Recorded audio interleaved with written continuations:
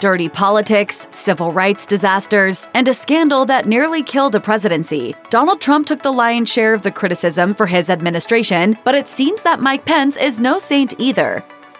When the news arrived that Mike Pence was hitching up to Donald Trump's campaign wagon, it didn't take long for the media to find dirt on the supposedly squeaky clean VP nominee. The Washington Post, in particular, went all the way back to 1990, when Pence, then a 31-year-old lawyer, left his firm to run for Congress. That year, he allegedly took nearly $13,000 in campaign funds for personal use, on such items as his mortgage, credit card, golf tournament entry fees, and even his wife's car payments. Nailed by the Federal Election Commission for those expenditures, Pence was unrepentant over his fiscal behavior. He said at the time, "I'm not embarrassed that I need to make a living." Apparently, leaving his job to run for office meant Pence's household income had shrunk by 30%. Back then, grabbing from the campaign cookie jar wasn't illegal, but the actions of Pence and other politicians have since prompted the FEC to toughen rules surrounding political donation expenditures. As it turned out, Pence had also taken a particularly aggressive approach to campaigning during his ill-fated 1990 bid for Congress. During his campaign, he approved an attack ad that featured an Arab thanking Pence's opponent for approving policies benefiting the Middle Eastern oil industry.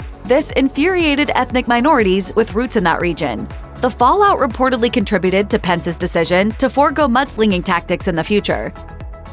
Mike Pence's opponents often criticize him for supporting laws that prioritize faith over freedom. Particularly controversial was the Religious Freedom Restoration Act, which Pence signed into law in 2015 while governor of Indiana. Defenders of the law said that it allowed people to refuse to perform tasks and deeds on religious grounds, such as catering to same-sex weddings. They also pointed out that it mirrored a similar federal law passed by President Bill Clinton in 1993. Those opposed claimed the law was discriminatory and that the LGBTQ community would no longer have access to services they had previously used. A lot of us believe that this is truly a backlash for the gay and lesbian marriage laws. In a letter to the Wall Street Journal, Pence wrote, "I abhor discrimination. I believe in the golden rule that you should do unto others as you would have them do unto you. If I saw a restaurant owner refuse to serve a gay couple, I wouldn't eat there anymore. As governor of Indiana, if I were presented a bill that legalized discrimination against any person or group, I would veto it." Pence's comments weren't enough to stop ongoing boycotts against his state, which an Indiana tourism group claimed had kiboshed 12 conventions and $60 million worth of business. Feeling the pinch months later, the law was amended to state that businesses couldn't use sexual orientation as an excuse to reject financial transactions.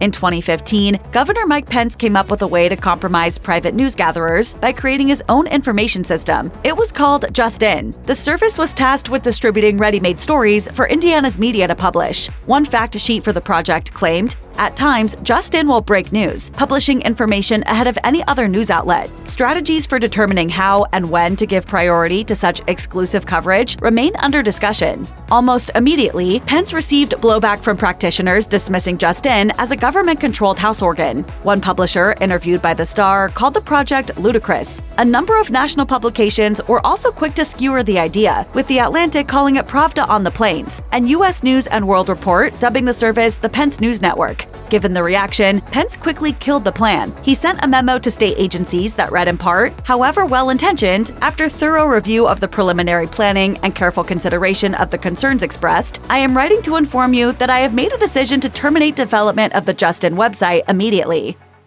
Mike Pence has long clung to the misconception that LGBTQ people are not born that way, and, unlike race, should therefore not be protected by the Constitution. In the 90s, he said, "I do not choose whether I am a Black American. The great vast majority of the psychological community says homosexuality at a very minimum is a choice by the individual, and at the maximum is a learned behavior." Years later, the Human Rights Campaign outlined a number of instances in which Pence had displayed a negative attitude towards LGBTQ people, such as the passing of the Religious Restoration Freedom Act and his inaction on decreasing HIV infections when he was governor. He also blocked hate crime legislation protecting the LGBTQ community during his congressional years. Meanwhile, Pence has long denied being an advocate of conversion therapy, a long-discredited psychiatric practice designed to change a patient's sexual orientation. What has been the lasting impact on your life?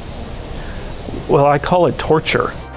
During his 2000 congressional campaign, however, his website appeared to address the issue, even though conversion therapy wasn't mentioned by name. The website read, "Resources should be directed toward those institutions that provide assistance to those seeking to change their sexual behavior." A bill banning conversion therapy for minors was introduced to Indiana legislators in 2021. After much debate, the bill became law in 2023.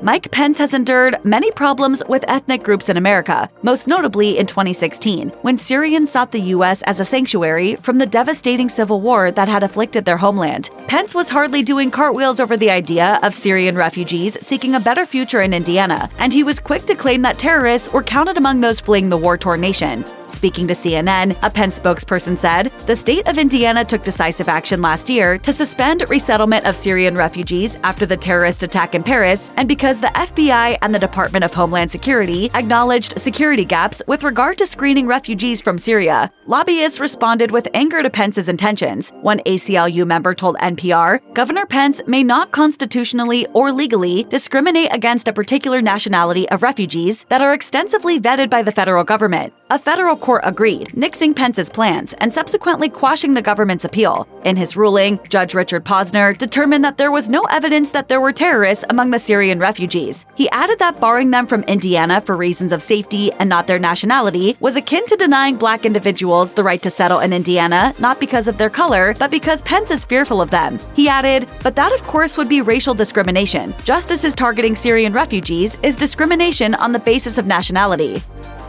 Throughout his term, allegations dogged President Donald Trump over his involvement in Russian interference in the 2016 election, with Vice President Mike Pence seen as a peripheral player. Pence's alleged role in the scandal concerned talks he'd had with National Security Advisor Michael Flynn, who frequently spoke with former Russian Ambassador Sergei Kislyak. One key question was whether Flynn and Kislyak had discussed undermining U.S. sanctions imposed against Russia in response to electoral interference, a retaliatory action made by President Barack Obama shortly before Trump succeeded him. What I can tell you is that the intelligence that I've seen gives me great confidence in their assessment that the Russians carried out this hack.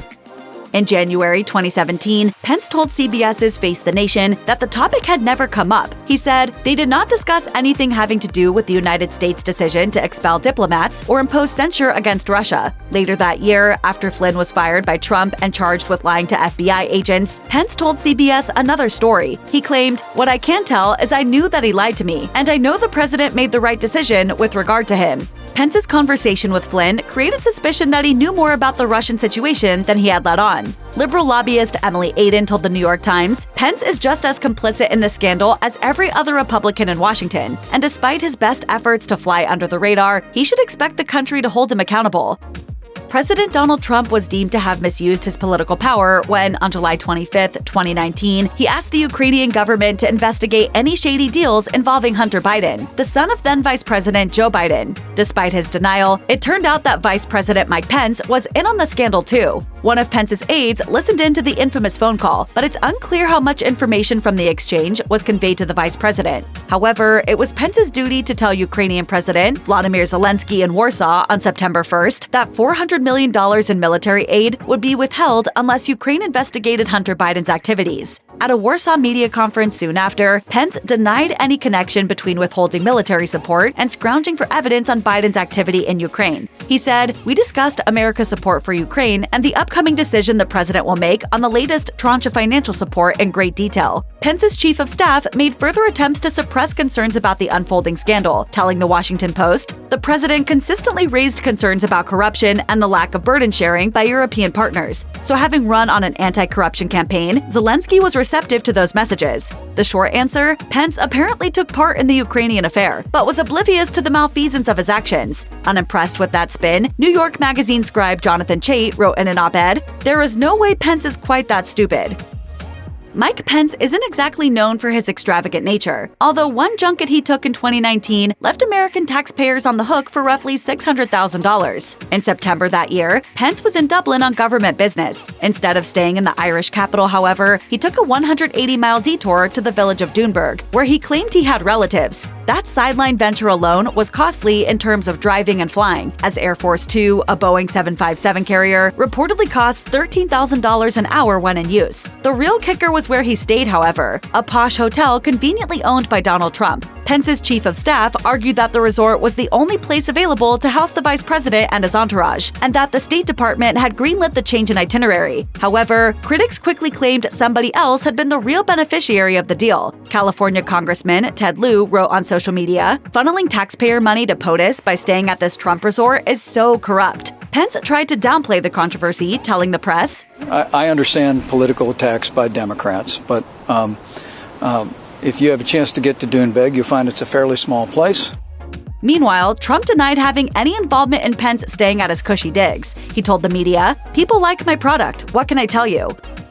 In 2020, Donald Trump made frequent efforts to downplay the ongoing coronavirus pandemic. At one point, he said, "One day, it's like a miracle. It will disappear." Mike Pence wasn't much better at providing critical information to Americans. In April 2020, Pence, as leader of the task force assembled to tackle the pandemic, predicted, "By Memorial Day weekend, we will have this coronavirus epidemic behind us." Undaunted by the fact that COVID had not magically disappeared, Pence continued to reassure Americans months later. In June 2020, after more than 100,000 Americans had died of the virus, he dismissed the idea that the U.S. was in the place that it was 2 months ago.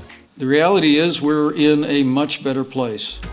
Pence added that the entire country would be reopening after the lockdown, even though at least 30 states still reported rising cases of infection. At that point, COVID-19 was still killing over 500 Americans every day. It was little wonder then that during the vice presidential debate later that year, Kamala Harris declared the Trump government's pandemic response to be, quote, "the greatest failure of any presidential administration."